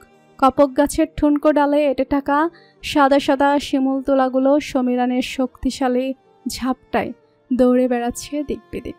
ব্যাংকের সিঁড়ি থেকে নামতে স্বরূপের দৃষ্টি আটকে যায় রাস্তার ঠিক ওপারে কপক গাছের নিচে দাঁড়িয়ে থাকা সাদা শাড়ি পরিহিতা নারীর দিকে। সে কি অপার স্নিগ্ধ দৃশ্য! যেন তুষার রাজ্যের পরন্ত তুষারের মাঝে সেজে আছে এক শুভ্র পরী। শীতলতায় যা চোখে মুখে নীলচে শিরা উপশিরা জেগে বসে আছে। নিচের গায়ে সাদা শার্টটির দিকে এক পলক তাকিয়ে স্বরূপ মৃদু হাসল। একটা মানুষ কতটা আবেগী হলে কারোর দারিদ্রতা ও সানন্দে আগলে নেয় ভেবে পায় না স্বরূপ। তবে এতটুকু জানে এ চারটায় চমৎকার ব্যক্তিত্বধারী মূল্যবান এক রত্নের সাথে তার দেখা হয়েছে, যার মূল্য দেওয়ার সামর্থ্য তার নেই। ত্রস্ত পায়ে এগিয়ে যায় স্টিলের বেঞ্চি পেরিয়ে রাস্তার ঠিক ওপারে নারীটির কাছে। নৈরা ডাগর ডাগর নেত্র মেলে চঞ্চল চোখে দেখছে লোকটিকে। প্রিয় মানুষটি থেকে সৌন্দর্যের প্রশংসা সকলের সুপ্ত আকাঙ্ক্ষা থাকে। নৈরারও আছে। স্বরূপ কখনো তার সৌন্দর্য নিয়ে কখনো কোনো কিছু বলেনি, কিন্তু যেদিন সে প্রথমবার শাড়ি পরে সেদিন করেছিল। এরপর থেকে শাড়ি গা থেকে সরানোর ভাবনাও নৈরা কখনো আনেনি, বরং প্রতিদিন স্বরূপের সাথে মিলিয়ে মিলিয়ে সাদা আর স্কাই ব্লু রঙের শাড়ি দুটোই উল্টে পাল্টে পরে। পাশে দাঁড়িয়ে শ্বাস ফেলা স্বরূপ তাকায় ভাবুক সেই চঞ্চল দৃষ্টির দিকে। প্রবল উৎকণ্ঠা নিয়ে শুধায়, আপনি কি দেখছেন নৈরা, অদ্ভুতভাবে আমাদের পোশাকের রং প্রতিদিন কিভাবে যেন মিলে যায়। নৈরা কপাল কুঁচকে নেয় স্বরূপের কথায়। লোকটা আবার তার সাথে কোনো চতুরতা করছে? সে থমথমে মুখে বলল। তাতে কি হয়েছে? স্বরূপ মাথা নেড়ে বলল। না, কিছু হয়নি। এটা নিশ্চয়ই কাকতালীয়। নৈরা বিনা দ্বিরুক্তিতে বলল। এটা কাকতালীয়, একদম কাকতালীয়। স্বরূপ মৃদু হেসে বলে। ও, আমি না একটা নতুন শার্ট কিনেছি, ভীষণ সুন্দর। নৈরা নেত্র দেয় বড় বড় হয়ে গেল, উৎকণ্ঠা নিয়ে হড়বড়িয়ে শুধায়। কবে? কি রঙের? কি রঙের? স্বরূপ মিটিমিটি হেসে বলল। বলবো কেন? নৈরা তাতে তেতে উঠল। বলবেন না মানে? হৃদয় লোক, বলুন আপনি। স্বরূপ হাসতে হাসতে পা বাড়ায়, বলে। তারপর সেটা রঙও কাকতালীয়ভাবে আপনার সাথে মিলে যাবে, তাই না? গেলে যাবে, তাতে আপনার কি? নৈরা লোকটার পাছে চলতে চলতে বলল। বলুন না। নৈরা পাছে ছুটতে ছুটতে বলল। স্বরূপ হাসি থামিয়ে মেয়েটির দিকে তাকায়। রাস্তা পার হতে হবে, সে রোজকার মতো কোনোই এগিয়ে দিল। তবে আজ আর নৈরা আঁকড়ে ধরল না শার্টের আস্তে, বরং জেদি কণ্ঠে শুধায়। কোন রঙের কিনেছেন বলুন না। স্বরূপ মৃদু হেসে বলল। কিনিনি, মজা করেছিলাম, পকেট শূন্য, এই দেখুন। স্বরূপ পকেট ফাঁক করে দেখিয়ে বলল। নৈরা আশ্বস্ত হলো। পর 2 আঙুলে আঁকড়ে ধরল শার্টের আস্তিন। বড্ড নির্ভীকতার সাথে প্রতিদিন এভাবেই সে দ্রুতগামী যানবাহনের মধ্য থেকেও নিরাপদে রাস্তা পারাপার করে, কারণ সে তো জানে সে এক শক্তিশালী বাহকের সাথে রয়েছে, যে পাশে থাকলে কোনো কিছু তার ক্ষতি করতে পারবে না। এক পশলা বৃষ্টির ফোঁটার ন্যায় সুখময় সময়গুলো ক্ষীণ সময়ের মাঝে এক বুক অনুভূতি উপহার দিয়ে গেল। দুটি ভালোবাসা প্রবণ অন্তঃস্থলে দুঃখ আজীবনের সঙ্গী হলেও ক্ষণিকের সুখ যেন হয় পরাক্রমশালী। আজীবন দুঃখ নিয়ে যেমন কাটিয়ে দেয়া যায়, তেমনি ক্ষীণ সুখ নিয়েও নিমেষেই কাটিয়ে দেয়া যায় গোটা এক জন্ম। বোকা কাঞ্চনবেলার সুখ বলতে দিন শেষে প্রতিটা কাঞ্চনবেলায় সুকুমার প্রবণ ওই নির্মল প্রাণ ব্যক্তিত্বধারী সুপুরুষটিকে একটু দেখা, ঘুরিয়ে ফিরিয়ে ওই দুটো সাদা আর স্কাই ব্লু রাঙা শাড়ি পরে নিজের অনুভূতি জাহির করা, রাস্তার ফুটপাত ঘেঁষে মানুষটার পাশাপাশি এক বুক সুখ নিয়ে নীরবে হাঁটা, হাতে হাতে দুটো সবজি কেনা, ব্যাস এতটুকুই। ঘরময় মেয়ের উচ্চস্বর প্রতিধ্বনিত হচ্ছে ক্ষিপ্রতার সাথে। সদ্য বাড়িতে প্রবেশ করা নুহাশ মাহমুদের ললাটে বলিরেখার সৃষ্টি হলো মেয়ের চিৎকার চেঁচামেচিতে। ত্রস্ত পায়ে এগিয়ে যায় আওয়াজের উৎসের দিকে। আপনাদের কতবার বলেছি যত কাজ থাকুক না কেন আমার শাড়ি দুটো সবার আগে ধুয়ে রাখবেন। এখন আমি পরবো কিভাবে এই আধোয়া শাড়ি? বিবর্ণ রাগান্বিত মুখে নৈরা মাথা নাড়িয়ে নাড়িয়ে বকছে হেল্পিং হ্যান্ডদেরকে। বেলা 2:43 তখন। নুহাশ মাহমুদ নৈরার কাছাকাছি গিয়ে শুধায়। আম্মা, কি হয়েছে, এত রেগে আছেন কেন? নৈরার রাগ দমে গেল বাবাকে দেখে। সে রাগ দমন করে নেয় অনতিবিলম্বে। বাবা তো কখনো এই সময় বাড়িতে থাকে না। সে মিনমিনে স্বরে মৃদু রাগের সম্মেলনে বলল। বাবা, আমি বীরঙ্গনায় যাব, কিন্তু ওনারা আমার শাড়ি ধুয়ে রাখিনি। এখন আমার আধোয়া নোংরা শাড়ি পরে যেতে হবে। নুহাশ মাহমুদ সরু চোখে তাকায়, বলল। তারা কাজটা একদম ঠিক করেনি আম্মা, কিন্তু আপনাকে নোংরা শাড়ি পরতে কেন হবে আম্মা? আপনার জামা কাপড়ের অভাব আছে? কাবার থেকে অন্য কিছু বের করেন আজ পরুন। নৈরা প্রায় আটকে উঠল বাবার কথায়। নিজের তৈরি করা এই প্রেমময় পন্থা যে তার বড্ড প্রিয় মানুষটির সাথে মিলিয়ে পোশাক পরা, তার সামর্থ্য অনুযায়ী নিজেকে গড়ে তোলার মাঝেও যে অঢেল সুখ। সে চোখ মুখ কুচকে নাকচ করে বলল। তা আজ আমার সাদা শাড়ি পরতে হবে। কেন? নুহাশ মাহমুদের শঙ্কিত কণ্ঠা। বাবার হঠাৎ তীক্ষ্ণ নজরে অপ্রস্তুত হইল নৈরা, বলল। ওখানে সবাই শাড়ি পরেই আসে, যারা নাচে তারাও, আবার যারা গান গায় তারাও, তাই আর আজ সাদা শাড়ি পরার দিন। নুহাশ মাহমুদ শান্ত দৃষ্টিতে তাকায়, অপ্রস্তুত দৃষ্টি চুরি করতে থাকা মেয়ের পানে। শান্ত কণ্ঠে বলল। তবে চলুন বাবা, আপনাকে আরো সাদা শাড়ি কিনে দিচ্ছি। নৈরা নাকচ করল সাথে সাথে, বলল। প্রয়োজন নেই, আজকে এটাই পরবো। দুটো শাড়ি ঘুরিয়ে ফিরে কেন পরতে হবে নৈরা? পুনষ্ট বাবার শঙ্কিত কণ্ঠে নৈরা নতদৃষ্টিতে মিহিস্বরে বলল। দুটোই পর্যাপ্ত আমার জন্য, বেশি থাকলে তো আলমারিতে পড়ে থাকবে, শুধু শুধু অপচয় হবে। প্রেক্ষিতে নুহাশ মাহমুদ শান্ত চোখে তাকিয়ে রইলেন মেয়ের দিকে।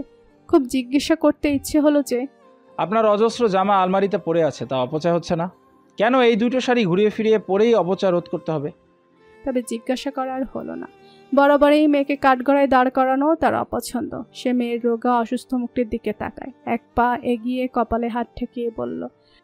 আজ বীরাঙ্গনায় যাওয়া জরুরি। আপনার জ্বর এখনো কমেনি আম্মা? মনে হচ্ছে একটু পর আবারও জ্বর আসবে। নৈরা ঘন ঘন মাথা নেড়ে নিজেকে সতেজ দেখানোর প্রয়াস করলো। কৃত্রিম হেসে বলল। মাম্মা ওষুধ খাইয়ে দিয়েছে বাবা, আর জ্বর আসবে না, তুমি চিন্তা করো না। বাইরে বের হলে শরীর আরো ভালো লাগবে আমার। নওয়াজ মাহমুদ কোনো জবাব দিলেন না, শুধু শুনলেন। নইরা ডাগর ডাগর নেত্র মেলে কৌতূহলী গলায় শুধায়, তুমি আজ এই অসময়ে বাড়িতে কেন বাবা? তুমি তো কখনো এই সময় বাড়ি থাকো না। নওয়াজ মাহমুদ মৃদু হাসলেন মেয়ের কথায়, মিহিসরে বলল, আপনার সাথে একসাথে খাবার খাবো বলে এসেছিলাম আম্মা। কিন্তু আমি তো খাবার খেয়ে নিয়েছি। নইরা মৃদুস্বরে বলল। নওয়াজ মাহমুদ মাথা নেড়ে বললেন, বাবা হয়তো একটু দেরি করে ফেলেছি, তাই না আম্মা? নইরা ঘন ঘন মাথা নেড়ে সায় জানালো, বাবা দেরি করে ফেলেছে। নওয়াজ মাহমুদ মৃদু হেসে নিরুত্তর মেয়েকে যাওয়ার জন্য পথ করে দিলেন। বাবাকে ছেড়ে দিতেই নইরা দ্রুত পায়ে নিজের ঘরে চলে গেল। তবে নওয়াজ মাহমুদ তখন স্থির সেখানেই দাঁড়িয়ে বিড়বিড় করে বলে ওঠে, বাবা হয়তো একটু বেশি দেরি করে ফেলেছি আম্মা। নিজের ঘরে ঢুকেই হাঁপ ছেড়ে বাঁচল। ইদানিং কত মিথ্যে বলতে হয় তাকে। অচিরেই চোখ দুটো টলটল করে উঠল নৈরার। কঠোর লোকটা যদি তার উপর একটু দয়া হতো, তবে আর কাউকে এভাবে মিথ্যা বলতে হতো না। সবার সামনে দৃঢ় কণ্ঠে বলতো এই মানুষটাকে সে ভালোবাসে, তার সব সুখ এই মানুষটা জুড়ে। চাপিয়ে রাখা দরজায় আবার টোকা পড়তেই নৈরা দ্রুত দরজা খুলল। একজন হেল্পিং হ্যান্ড বিনীত ভঙ্গিতে বলল, আবার 20 মিনিট হয়ে গেছে, আপনার রান্না বোধহয় হয়ে গিয়েছে। নৈরা তড়িঘড়ি করে ঘর ছেড়ে বের হলো। এক ছুটে গিয়ে রান্নাঘরে ঢুকলো। আজই তার প্রিয় মানুষটার বিশেষ দিন। বিশেষ দিনটিকে আরো বিশেষ করার জন্য সে কোনো দামি উপহার বেছে নেয়নি, বরং নিজের যোগ্যতা বাড়ানোর সিদ্ধান্ত নিয়েছে। তার মনে হয়েছে দামি গিফটের থেকে একজন যোগ্যতা সম্পন্ন স্ত্রীর স্বরূপের জন্য শ্রেষ্ঠ উপহার হবে। স্ত্রী এবং শব্দটির গভীরতা ভাবতে লাজ ভর করল নৈরার ফ্যাকাশে মুখ জুড়ে। সে লাজুক হেসে প্যান থেকে নিজের হাতে বানানো খাবারটি নামিয়ে দেখলো হয়েছে কিনা। ইউটিউব দেখে দেখে জীবনের প্রথমবার সে ক্যারামেল পুডিং বানিয়েছে। স্বরূপের খুব ভালো লাগবে নিশ্চয়ই। ফাল্গুন মুখ লুকিয়েছে পালাক্রমে, ধরিত্রী দাপিয়ে বেড়ানো মৌসুমের আগমনে। সমীরণে এখন আর কপক গাছের তুলোগুলো খেলা করে না, বাতাসে বনফুলের গন্ধ ভেসে বেড়ায় না। এখন আর সোনালি কাঞ্চনবেলা খুব একটা চোখে পড়ে না। বীরাঙ্গনা সংলগ্ন পরিবেশটিতে ফুলের আবির্ভাব কমেছে। ছোট্ট স্ট্যান্ডটির উপর এক ঝাঁক বাগানবিলাস ফুল এখন আর নতশির ঝুঁকে বসে না অপার সৌন্দর্যের সাথে। তবুও বাগানবিলাসের অনুপস্থিতি যেন এতটুকু খামতি সৃষ্টি করতে পারছে না ওই স্টিলের বেঞ্চিটির।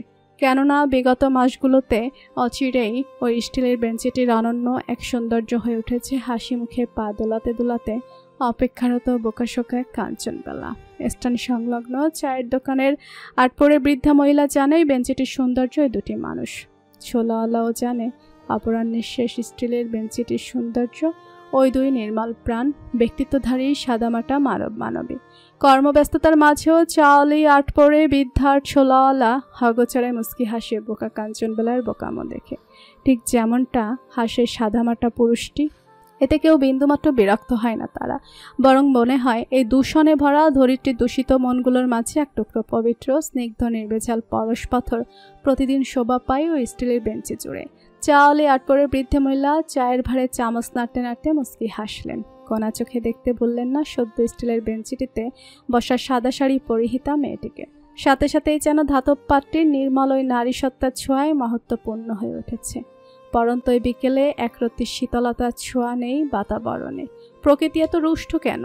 এহেন প্রশ্ন জেগে বসল মেয়েটির মনে। অস্বস্তি ভরা দেহে শাড়ির আঁচল দিয়ে গলার ঘাম মুছল নৈরা। এটা কি প্রকৃতির রুষ্টতা, নাকি তার দৈহিক? শরীর বোধহয় আবার খারাপ করবে। তার সাইনাসাইটিস রয়েছে, মারাত্মক বিরক্তিকর এক ব্যাধি। বিগত কয়েকদিন ধরে তার জ্বর ঠান্ডা লেগে আছে। প্রাসঙ্গিক অসুবিধার কথা নাই বা বলি, থেমে থেমে জ্বর উঠছে। আম্মা, আজকে গান গাইতে গেলি না? চাওয়ালি বৃদ্ধার প্রশ্নে নৈরা ঘাড় ঘুরিয়ে তাকায়। ঠোঁটের ডগায় ঘাম মুছতে মুছতে দুর্বল গলায় বলল, না চাচি, আজ গায়ে শক্তি নেই, আর অসুস্থ। বৃদ্ধাকে চিন্তিত দেখে গেল।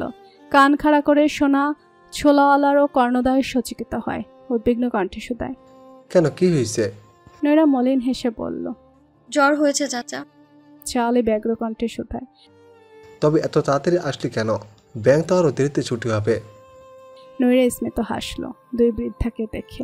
তারাও জানে সেখানে কেন আসে, অথচ লোকটা বুঝেও বুঝতে চায় না। সে হাসি মুখে চাপা স্বরে বলল, গোপন কথা শুনবে চাচা চাচি? ছোলাওয়ালা আর চাওয়ালি ঘন ঘন মাথা নেড়ে মুখে গিয়ে আনলো একটু সন্নিকটে। নৈরা মৃদু হেসে প্রফুল্ল চিত্তে বলল, আজ তার জন্মদিন, আমি নিজ হাতে তার জন্য রান্না করে এনেছি। দুই বৃদ্ধাকে বেশ আনন্দিত আশ্চর্য হতে দেখা গেল, যেন বোকা মেয়েটির বোকা প্রেম তাদের কাছেও সমান গুরুত্বপূর্ণ। চাওয়ালি খেপে গিয়ে শুধায়, আরে এই ব্যাকের মুখ পুরি আগে বলবি না? নৈরা সরব মুখ কালো করে নিল, কপাল কুচকে নিয়ে মুখ ঝামটা মেরে শুধায়, কেন আগে বলে কি হবে?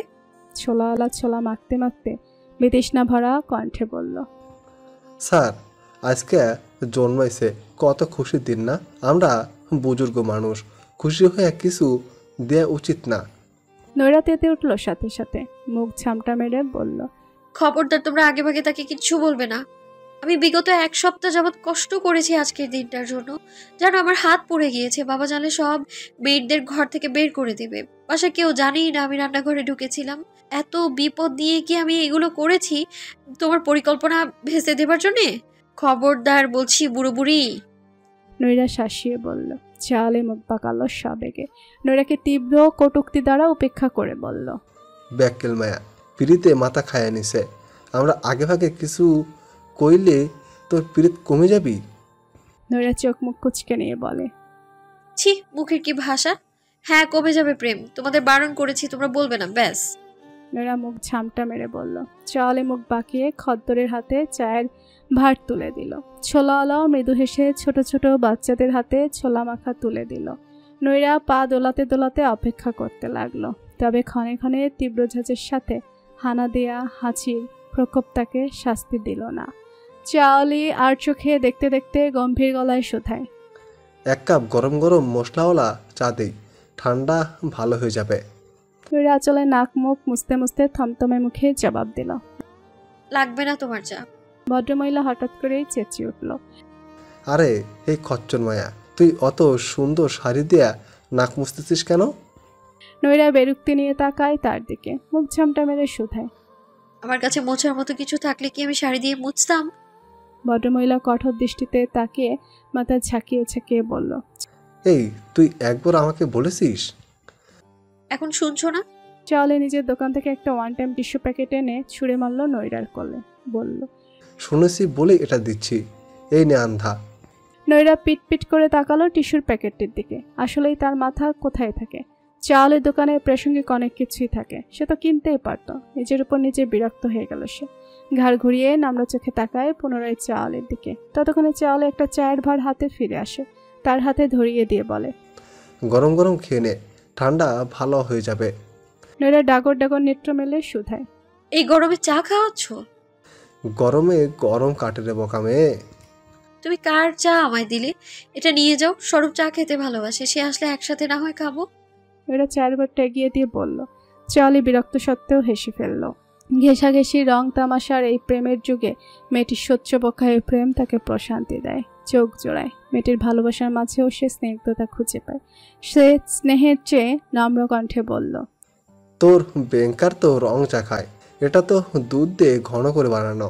সেই রং চা তুই দুধ চা খেলে ভালো দেখায়, এটা এখন খা, তখন না হয় রং চা খাবি তার সাথে।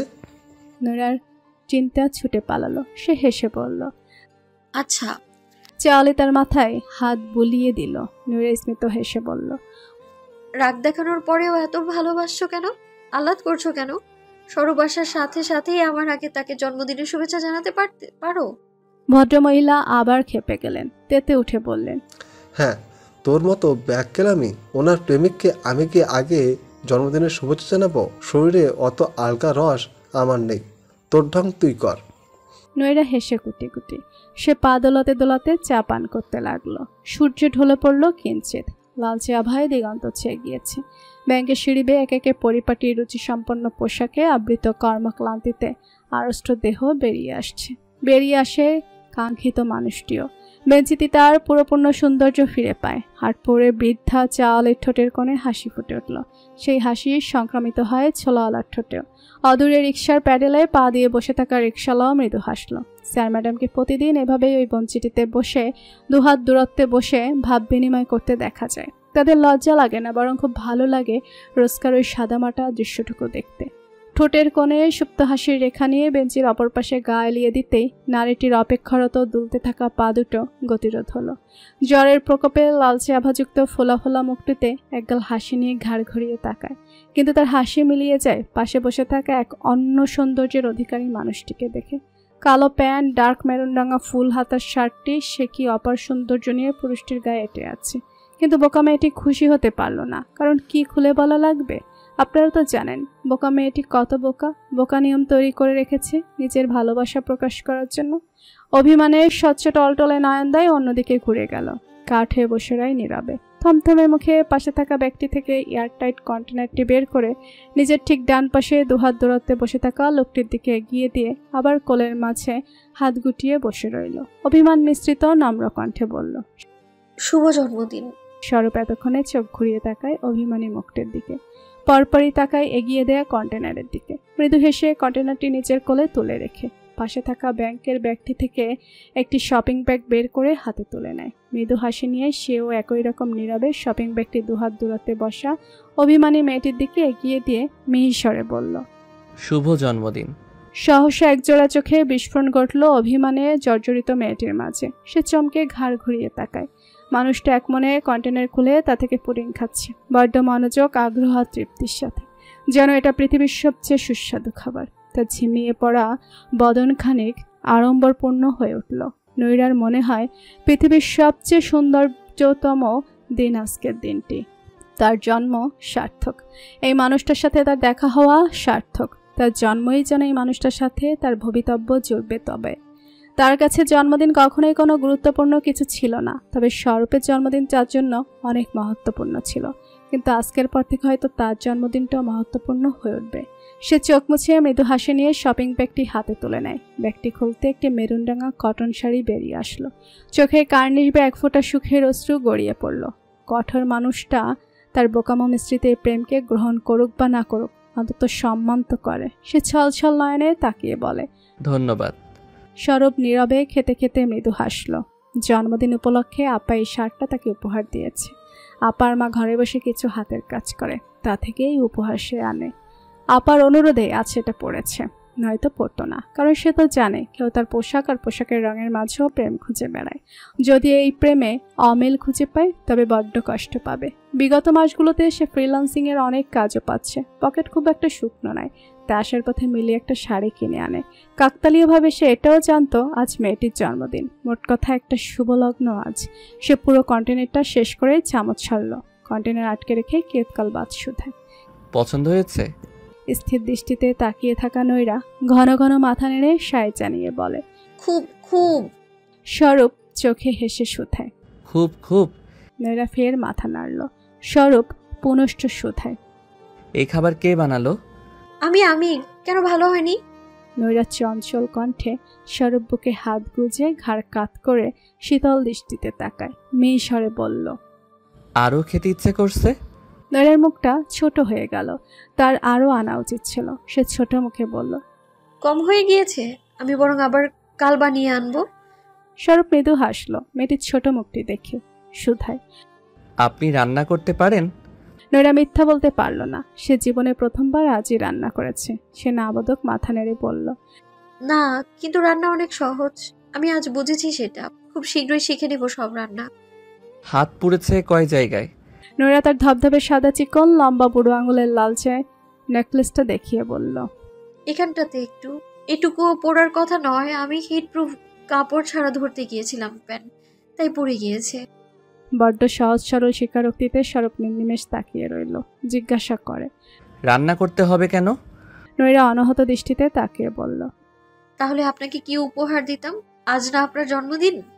বুড়ো লোকের আবার জন্মদিন হয় নাকি? নৈরা কপাল কুঁচকে তাকায়। কথাখানা যে তার খুব একটা পছন্দ হয়নি তা স্পষ্ট চোখে মুখে। সে চুপ করে রইল। কিয়ৎকাল বাদ আবারও ভেসে আসলো স্বরূপের কণ্ঠ, অন্য কিছু তো দেয়া যেত। নৈরা ঘাড় কাত করে তাকায়। উদাসীন কণ্ঠে বলল, সেটা আমার হাতে তৈরি হতো না, আর আমার একটু ভালো লাগতো না সেটা। স্বরূপ অদূরে পিচের রাস্তায় দৃষ্টি রেখে মৃদু হাসল। ততক্ষণে তাদের দুজনের মাঝে চমৎকার ভালোবাসা নিয়ে 2 কাপ চা আর 1 ঠোঙা ছোলা মাখা সে জায়গা করে নিল। স্বরূপ ছোলাওয়ালা আর চাওয়ালের দিকে প্রশ্নবিদ্ধ চোখে তাকালো। তারা একত্রে হেসে বলল, দুজনকে শুভ জন্মদিন। দেখছো আল্লাহ কি সুন্দর দিনে দুজনকে বানাইছে, দুজন একই রকম, কত মিল। স্বরূপ মৃদু হাসলো তাদের কথায়, মাথা নেড়ে বলল, ধন্যবাদ চাচি চাচা। বড় হও, অনেক বড় হও, অবশ্যই দুজন একসাথে। তারা দোয়া করে দিল। নৈরা চঞ্চল দৃষ্টি ফেললে শুধায়, দেখেছেন আমাদের মাঝে কত মিল। স্বরূপ চায়ে চুমুক দিতে দিতে বলল, 8 বছরের পার্থক্যে আপনি মিল কোথায় খুঁজে পেলেন কাঞ্চনবালা? নৈরা কপাল কুঁচকে বলল, তাতে কি, আমরা একই দিনে জন্মেছি, একই দিনে মরবো। স্বরূপ সহসা কপাল কুঁচকে নিল মরার কথা শুনতেই, গম্ভীর গলায় বলল, এটা কেমন কথা নৈরা? নৈরা হেসে উঠল খিলখিলিয়ে, বলল, আপনি ভয় পেয়ে গিয়েছেন তাই না আমার মরার কথা শুনে? আমি জানতাম আপনি ভয় পাবেন। স্বরূপ কপাল কুঁচকে শুধায়, কিভাবে জানতেন? যেভাবে জানি, আজ আপনি আমার জন্য উপহার আনবেন। স্বরূপ এবার ঘাড় ঘুরিয়ে তাকায় চতুরতার বহিঃপ্রকাশ করা মেয়েটির দিকে। বোকা মেয়েটির এত চতুরতা যে তার হজম হচ্ছে না। ভেতরটা আইটাই করে উঠল মেয়েটির চতুরতাকে মূর্ছনা করার জন্য। মরু নাচিয়ে শুধায়, কিভাবে জানতেন? এই যে আপনি আমায় আগে থেকেই চেনেন, আমার নাম জানেন, আমার জন্মদিনের তারিখ জানেন, আমার জন্য চায়ের দোকানে গিয়ে বসেন, আমার জন্য বীরঙ্গনার সামনে বসে গান শোনেন, মানে আমায় ভালোবাসেন। নৈরা চপলতার সাথে একগাল হেসে বলল। স্বরূপ হো হো করে হেসে উঠল মেয়েটির বাচ্চাদের মতো ঘাড় দুলিয়ে দুলিয়ে বলা অবান্তর কথায়। হাসতে হাসতে হাত বাড়িয়ে মেয়েটির ঠোঁট ব্যাগটি মুখের উপর তুলে ধরে বলল, আমার বোকা কাঞ্চনবালা, সারা দিন মাটি খুঁড়ে কেঁচো খোঁজার তালে না থেকে একটু মাথা খাটান। এই যে আপনার ব্যাগের কিনারায় কেউ সযত্নে গোটা গোটা স্পষ্ট অক্ষরে লিখে রেখেছে 12ই জ্যৈষ্ঠ 1406 বঙ্গাব্দ। বরাবরের মতো লোকটির থেকে বোকা প্রমাণিত হয়ে নৈরা বিরক্তি রাগ মিশ্রিত দৃষ্টিতে তাকায় ব্যাগের কিনারায়। আসলে ওখানে তার জন্মদিনের তারিখ লেখা। বাবা কোথা থেকে যেন এটা তার জন্য বানিয়ে এনেছিল। রাগে দুঃখে তার কান্না এসে গেল। রাগান্বিত দৃষ্টিতে তাকায় স্বরূপের দিকে। সে একমনে হেসে যাচ্ছে আর চায়ে চুমুক দিচ্ছে। স্বরূপ ডানে বামে মাথা নাড়ল রাগান্বিত মেয়েটির দিকে। তখনই তার দৃষ্টি আকর্ষণ করে নারীটি মূর্ছনা ভাব। আজ সতেজতা একটু কম, অসুস্থ দেখাচ্ছে। হাসি থামিয়ে চিন্তিত কণ্ঠে শুধায়, আপনাকে অন্যরকম লাগছে নৈরা, আপনি কি ঠিক আছেন? চোখ মুখ এমন ফোলা ফোলা লালচে কেন হয়ে আছে? নৈরা গমগমে স্বরে বলল, জ্বর হয়েছে একটু। আপনি সবজি কিনতে যাবেন না? সন্ধ্যা হয়ে এসেছে। স্বরূপকে ব্যতিব্যস্ত হতে দেখা গেল। নৈরা সেই উদ্বিগ্নতারটুকু চোখ মুদে নিল। স্বরূপ উদ্বিগ্ন কণ্ঠে বলল, আজ এভাবে এত পথ হেঁটে সবজি কিনতে যাওয়ার কোনো প্রয়োজন নেই, আপনি বাসায় চলে যান নৈরা। নৈরা থমথমে মুখে জেদ নিয়ে বলল, আমি এতটাও অসুস্থ নই যে সবজি কিনতে যেতে পারবো না। চলুন না, দেরি হয়ে যাচ্ছে। রোজ রোজ সবজি কিনতে যাওয়ার মাঝে কোনো বিশেষত্ব নেই নৈরা। স্বরূপের খানিক কঠোর গলায় নৈরা উদাসীন কণ্ঠে বলল, 20 মিনিটের পথ পায়ে হেঁটে আপনার সাথে পাড়ি দিয়ে 2 ধরনের সবজি কেনা আমার কাছে বিশেষত্ব বলতে এতটুকুই। স্বরূপ গায়ের ভর ছেড়ে অধৈর্য গলায় বলল, আপনি প্রচুর জেদি নৈরা। নৈরা ছলছল নয়নে বলল, অথচ আপনি জেদ বুঝলেন, কিন্তু জেদের কারণ না। বোঝার সামর্থ্য আমার নেই নৈরা। স্বরূপের উদাসীন বলহীন কণ্ঠ। নৈরা মুখ ঘুরিয়ে হাঁটতে শুরু করলো থমথমে মুখে বলে, মিথ্যুক। একা একাই হাঁটতে লাগলো নৈরা সন্ধ্যা বাজারের পথ ধরে। পাশে একটি চলন্ত রিক্সা দাঁড়াতেই সে রাগান্বিত দৃষ্টিতে তাকায় রিক্সার প্যাসেঞ্জার সিটে বসার স্বরূপের দিকে। স্বরূপ হাত বাড়িয়ে দিয়ে বলল, উঠে আসুন। নৈরা নাকচ করে বলল, না, রিক্সার প্রয়োজনে আমি হাঁটতে পারবো। স্বরূপ কঠোর গলায় বলল, জেদ করবেন না নৈরা, উঠে আসুন। তবে রিক্সা ভাড়া আমি দেব। স্বরূপ বিরক্ত হয়ে প্রথমবারের মতো স্ব-উদ্যোগে মেয়েটির হাত ধরে জোরপূর্বক রিক্সায় তুলল। শান্ত স্বরে বলল, আমি ইদানিং অনেক কাজ পাচ্ছি নৈরা, এত চিন্তার কিছু নেই। আগামী 1 সপ্তাহ আপনি নির্দ্বিধায় রিক্সায় চড়ে সন্ধ্যা বাজারে যেতে পারবেন। নৈরার দৃষ্টি চকচক করে উঠল স্বরূপের কথায়। লোকটার ইনকাম ভালো হচ্ছে। লোকটির সকল সফলতায় সে অনুভব করে। মনে হয় এই তো তাদের নৈকট্য বেশি দূরে নয়। সে ভার হয়ে আসা মাথাটা রিক্সার হুটে এলিয়ে দিল। উত্ততায় গা অসাড় হয়ে আসছে। দুর্বল দেহে রিক্সার সাথে মাথাটা গিয়ে ঝাঁকুনি খেতে লাগলো। স্বরূপ সম্মুখ বরাবর দৃষ্টি রেখে খানিক ইতস্ততা নিয়ে বলল, অসুবিধা না হলে কাঁধে মাথা রাখতে পারেন, ওভাবে মাথায় ব্যথা পাবেন। কথাটি বলার মিনিটের মাঝে একটি নরম আদলের ছোট্ট মাথা তার কাঁধে নিজের ভর ছেড়ে দিল। আলগা হাত কপাটে ছড়িয়ে পড়ল স্বরূপের পিঠ জুড়ে। কৃত্রিম সেই কেশের সুগন্ধ সমীরণে মিশে যায় ক্ষিপ্র গতিতে, অথচ পুরুষালী নাসারণ্ডে সেটি ছদ্মবেশী প্রেমের সুবাস হয়, ফুরফুরিয়ে ঢুকছে। নারী জড়িত সবকিছু অদ্ভুত ছদ্মবেশী হয় কেন ভেবেই মৃদু হাসল স্বরূপ। জীবনে এমন এক সুখের লহমা যে আসবে তা যে অকল্পনীয় ছিল তার জন্য। স্বরূপ শুকরিয়া আদায় করতে ভুলল না উপরলার। নিশ্চয়ই তিনি উত্তম পরিকল্পনাকারী। কালো গাড়িটির কাজ ভেদ করে দৃশ্যমান বয়স্ক মুখটিতে ভরপুর গাম্ভীর্যের সাথে ক্লেশ ফুটে উঠল। মুখে বা হাত ঠেকিয়ে বসে থাকা নুহাশ মাহমুদ একদৃষ্টিতে তাকিয়ে রইল দুরন্ত গতিতে ছুটতে থাকা রিকশাটির দিকে। চোখের সামনে বিদঘুটে বেদনা সৃষ্টি করছে মেয়ের মাথা কারো কাঁধে দেখে। একজন বাবার জন্য এটা কখনো দৃষ্টিনন্দনীয় নয়, কখনো না। সে ক্লেশ জর্জরিত কণ্ঠে বিড়বিড় করে বলল, বাবার কাছে মিথ্যা বলতে নেই আম্মা। আমার বোকাশোকা নৈরা আম্মা আমার খুব প্রিয়। আমার আম্মা কখনো আমার কাছে মিথ্যা বলবে না। বাবা যে প্রতি জন্মদিনে আপনার সাথে একসাথে বসে খাবার খাই, এটাও মনে ছিল না আপনার? এই আপনিটা বড্ড অপ্রিয়।